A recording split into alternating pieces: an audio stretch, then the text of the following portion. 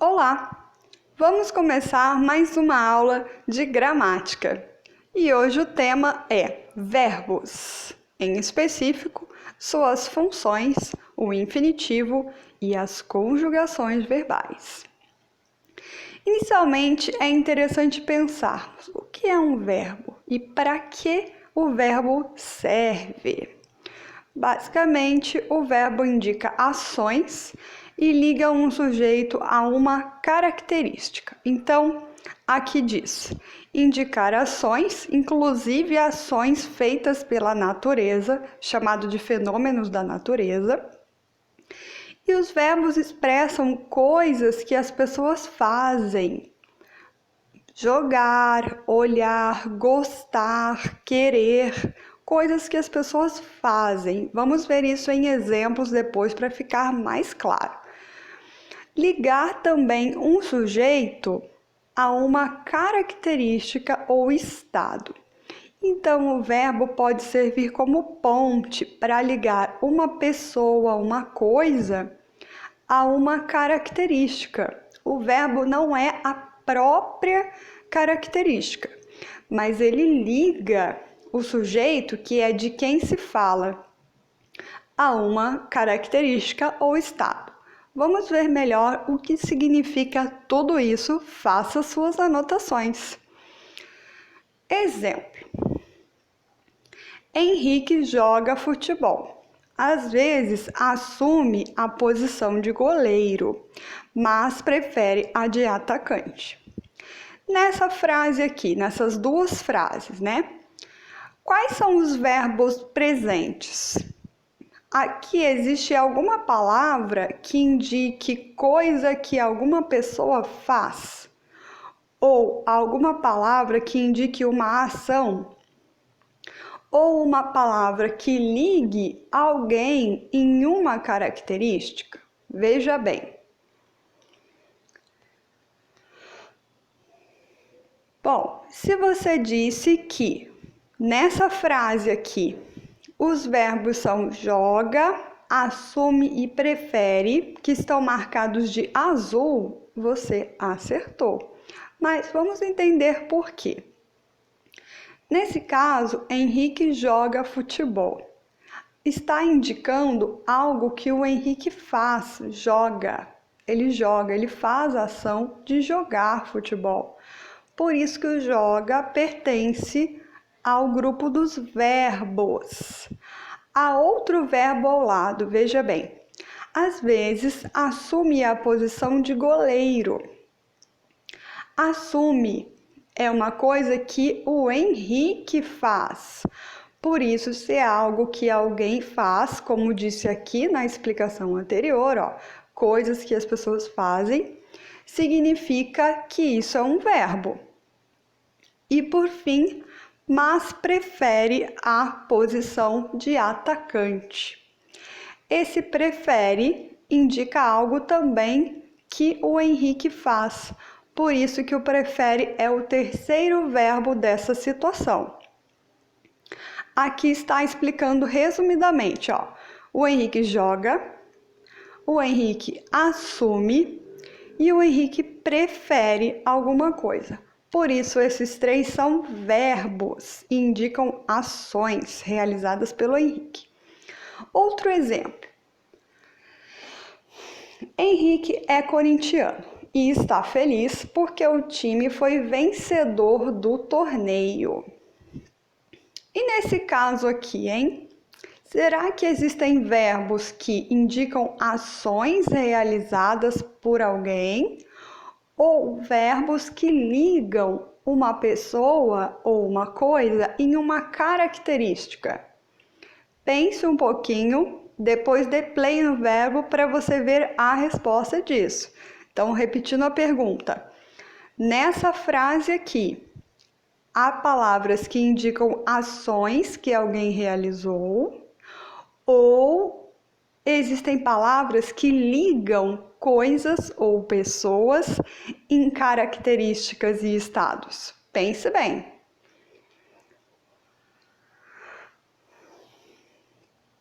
Se você disse que está ligando em características, você acertou. Mas vamos entender por quê. Aqui diz assim: Henrique é corintiano. Nessa parte da frase, há uma característica ligada ao Henrique. Qual é a característica? Ele ser corintiano. Então, corintiano é uma característica de Henrique. Mas percebe que entre Henrique, que é o sujeito, é de quem nós falamos, né? Sujeito é de quem nós falamos. Nós estamos falando do Henrique, então ele é o sujeito, né? Lembra aqui que Henrique, então, está sendo caracterizado como corintiano. Mas entre corintiano e Henrique há uma palavrinha. Essa palavrinha é um verbo. Alguns verbos, como esse eles não indicam ações. Eles ligam o sujeito em uma característica. Então, alguns verbos não indicam ações, eles apenas ligam o sujeito com o estado. Por isso que o é um verbo. O corintiano não é um verbo. O corintiano é a característica, que na gramática chamamos de adjetivo, que é o que caracteriza alguma coisa ou alguém. Outra situação. Está feliz. Olha só, feliz é uma ação ou é uma característica de alguém? É uma característica, né? Um estado de felicidade aqui. Então, quem está feliz? O Henrique. Então, Henrique está sendo ligado à sua característica feliz com o auxílio de uma outra palavrinha, o está. Por isso que o está, nesse caso, é um verbo, pois ele é um verbo que faz a ligação do sujeito Henrique na característica feliz. Então, lembrando que nem sempre os verbos indicam ação. Às vezes, eles servem como ponte de ligação do sujeito na característica dele, tá? Porque o time foi vencedor do torneio. Aqui é outra situação, veja bem. Time. Qual a característica do time? Vencedor. Então, nesse caso, o foi é um verbo que funciona como ligação do sujeito time no vencedor, porque é o time que foi vencedor agora, ó, não está falando mais do Henrique, agora está falando do time, então mudou o sujeito e caracterizou esse sujeito. Qual a característica do time? Vencedor. Então, vencedor é o adjetivo e foi é a palavrinha que liga esse adjetivo no sujeito time. Por isso, ele é um verbo que funciona como ligação para indicar um estado, uma característica do sujeito time.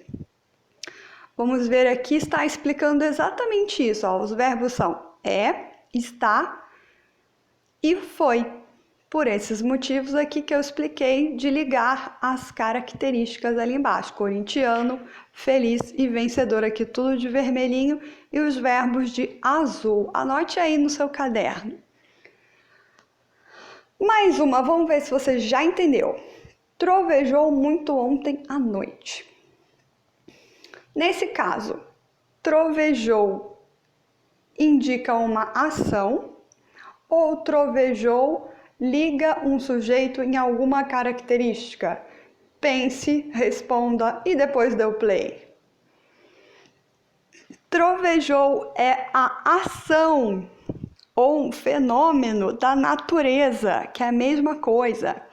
Então, trovejou aqui indica uma ação, só que realizada pela natureza, né, pessoal? Porque não é uma pessoa comum como nós que troveja, certo? Por isso, dizemos que é um fenômeno da natureza, ninguém faz, a natureza que o faz, certo?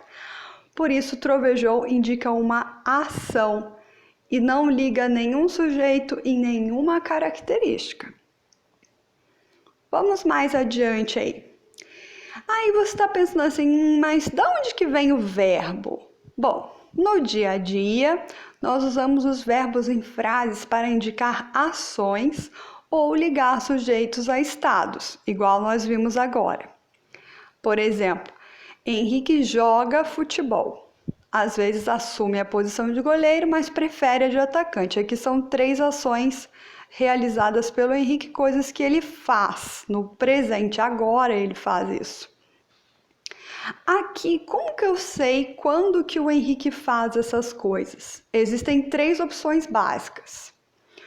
Ou ele faz isso agora, ou costuma fazer isso, que se chama presente, quando alguém costuma fazer uma coisa. Por exemplo, eu nado todos os dias no clube. Então, essa ação está no presente, porque é uma coisa que eu sempre faço. É o meu presente fazer isso. É algo que é recorrente, que é frequente na minha vida. Ou pode ser uma ação que já ocorreu. Por exemplo, o Henrique jogou futebol ontem. Acabou, já ocorreu, já se foi. Ou o Henrique jogava futebol, ele não está mais jogando, então também é passado. Existem mais de um tipo de passado, tá? Mas já vai ver isso detalhadamente na próxima aula. Ou então pode ser uma ação que ainda vai ocorrer. Por exemplo, Henrique jogará futebol ou vai jogar futebol. Ainda não aconteceu. Henrique vai jogar futebol amanhã. Henrique jogará futebol amanhã. É mais comum a gente falar vai jogar, né? Mas é a mesma coisa que jogará, certo? Bom, e aí, pessoal? Existe uma forma que o verbo fica que a gente não sabe se ele está acontecendo agora, já aconteceu ou vai acontecer ainda. Ou seja, a gente não sabe se o verbo está no presente, no pretérito, que é a mesma coisa que passado, e no futuro. Essa forma se chama infinitivo e ela acontece quando o verbo está com essas terminações aqui: ar, er, ir ou or. E todo verbo tem uma forma no infinitivo. Estou te contando esse segredo aqui, de primeira mão. Mentira, acho que você já sabia, né? Mas vamos relembrar aqui que é bom. Como assim, professora? Oh my God! Vamos ver. Henrique joga futebol. Às vezes assume, já decorou a frase, né? Que a gente já viu 90 vezes, beleza. Aqui, nesse caso, diz assim, Henrique joga futebol, ou seja, é uma coisa que ele faz frequentemente na vida dele. Significa, então, que essa ação está no presente, porque ela ocorre. Ela é uma ação presente na vida do jogador Henrique. Só que tem um jeitinho que a gente põe esse verbo que ele se torna infinitivo. E não é possível saber se essa ação está ocorrendo, já ocorreu ou ainda vai ocorrer. Por exemplo, joga seria jogar. Porque se você deixa o verbo assim, ó, jogar, solto, jogar. Quer dizer que ele vai jogar? Ele estava jogando, já foi, já passou, ou ele joga agora? Não tem como saber. O verbo jogar solto está no infinitivo. Está na sua origem, na sua forma natural. E esse termina em ar.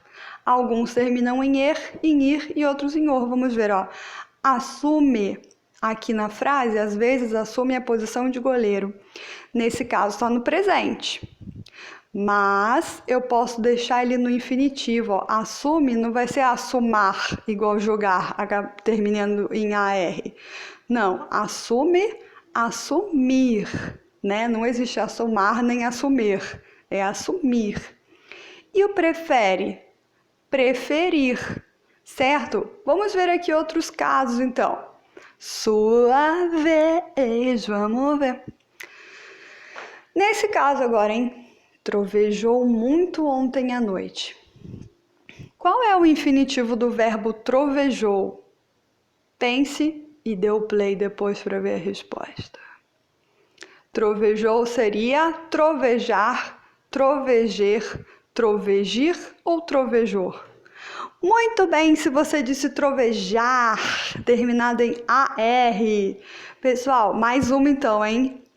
Você sabe a resposta? Qual é o infinitivo do verbo sabe? É sabar, saber, sabir, sabor. Qual é? Tchararam. É? Vamos ver? Saber, terminado em ER. Parabéns se você acertou. E se você errou, parabéns também, porque o importante é tentar, terminado em AR, beleza? Bom, e para que serve esse negócio aí, professor, terminado em AR, ER? Qual que é a utilidade disso?